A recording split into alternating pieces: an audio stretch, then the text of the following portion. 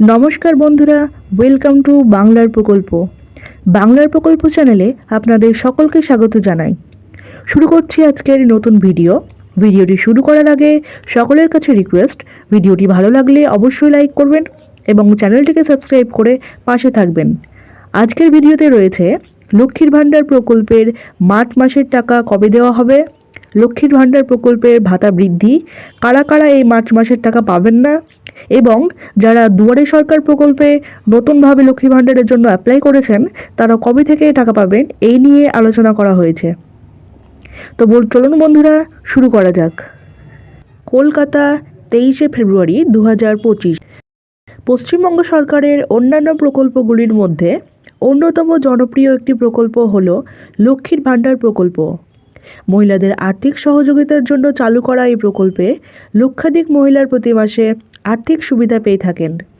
2021 সালে বিধানসভা নির্বাচনের পর পশ্চিমবঙ্গের মুখ্যমন্ত্রী মাননীয়া মমতা ব্যানার্জি এই প্রকল্পের ঘোষণা করেন। বর্তমানে এই প্রকল্প একটি জনপ্রিয় প্রকল্পে পরিণত হয়েছে, যার মাধ্যমে প্রায় লক্ষাধিক মহিলাকে প্রতি মাসে আর্থিক সহায়তা প্রদান করা হয়। 2021 সালে লক্ষ্মীর ভাণ্ডার প্রকল্প চালু হওয়ার পর থেকে প্রতি মাসে সাধারণ শ্রেণীর মহিলারা 500 টাকা করে ভাতা পেতেন এবং অনগ্রসর শ্রেণীর মহিলারা 1000 টাকা করে প্রতি মাসে ভাতা পেতেন। 2024 সালে লোকসভা নির্বাচনের আগে এই ভাতার পরিমাণ বৃদ্ধি করা হয়েছিল। বর্তমানে লক্ষ্মীর ভাণ্ডার প্রকল্পের মাধ্যমে সাধারণ শ্রেণীর মহিলাদের প্রতি মাসে 1000 টাকা করে ভাতা প্রদান করা হয়ে থাকে এবং অনগ্রসর শ্রেণীর মহিলাদের প্রতি মাসে 1200 টাকা করে ভাতা প্রদান করা হয়ে থাকে। লক্ষ্মীর ভাণ্ডার প্রকল্প বাংলায় প্রথম চালু করে দেশের কাছে তা মডেল করে তুলেছেন বাংলার মুখ্যমন্ত্রী মমতা বন্দ্যোপাধ্যায়। এখন ভিন রাজ্যেও এই প্রকল্পের অনুকরণে নানা প্রকল্প গড়ে উঠেছে। চলতি মাসে 12ই ফেব্রুয়ারি রাজ্য বাজেট পেশ হয়েছে, কিন্তু এই বাজেটে লক্ষ্মী ভাণ্ডার সহ কোনো প্রকল্পেরই কিন্তু টাকা বাড়ানো হয়নি। সেই দিক থেকে আশাহত হয়েছেন বাংলার মা বোনেরা।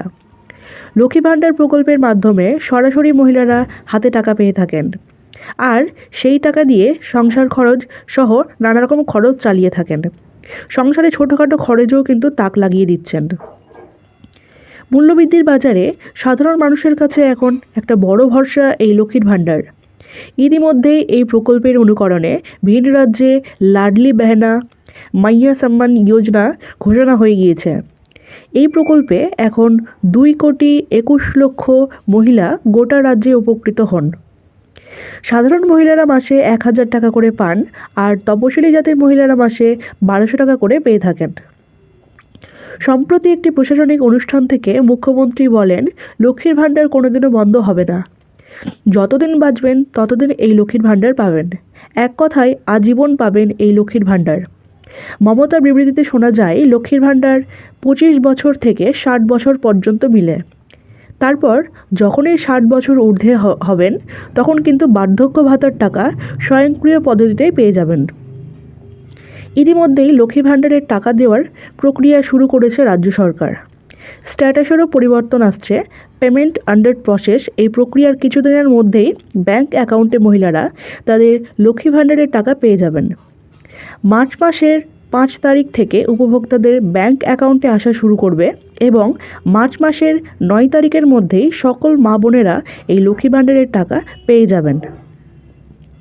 সামনেই রয়েছে রাজ্যে বিধানসভা ভোট, সুতরাং এই বিধানসভা ভোটের আগেই বৃদ্ধি হতে চলেছে লক্ষ্মীর ভাণ্ডার প্রকল্প। তবে শুধু লক্ষ্মী ভাণ্ডার প্রকল্পই নয়, যুবশ্রী প্রকল্প, কৃষক বন্ধু, বৃদ্ধ ভাতা সহ বেশ কয়েকটি প্রকল্পেরও ভাতা বৃদ্ধি করা হবে। কারা কারা এই মার্চ মাসের টাকা পাবেন না? লক্ষ্মী ভাণ্ডার প্রকল্পের টাকা পেতে যাদের ব্যাংক অ্যাকাউন্টের সঙ্গে যদি আধার লিঙ্ক করা না থাকে তাহলে কিন্তু আপনারা এই মার্চ মাসের টাকা পাবেন না। আর লক্ষ্মী ভাণ্ডার প্রকল্পের নতুন আবেদনকারীদের জন্য একটি গুরুত্বপূর্ণ আপডেট, জানুয়ারি মাসে সংগঠিত হয়ে যাওয়া দুয়ারে সরকার ক্যাম্পে যারা নতুন করে লক্ষ্মী ভাণ্ডারের জন্য আবেদন করেছিলেন তাদের 28শে ফেব্রুয়ারি পর্যন্ত ভেরিফিকেশনের কাজ চলবে। তাই আশা করা যায় নতুন আবেদনকারীদের এই মার্চ মাস থেকেই টাকা দেওয়া হবে। যদি এই মার্চ মাসে আপনারা টাকা না পান তাহলে এই নতুন আর্থিক বছর থেকে অর্থাৎ এই এপ্রিল মাস থেকে আপনাদের এই প্রকল্পের ভাতা চালু করা হবে। তো বন্ধুরা, এই ছিল আজকের আপডেট। ভিডিওটি ভালো লাগলে অবশ্যই লাইক করবেন এবং চ্যানেলটিকে সাবস্ক্রাইব করে পাশে থাকবেন। ধন্যবাদ।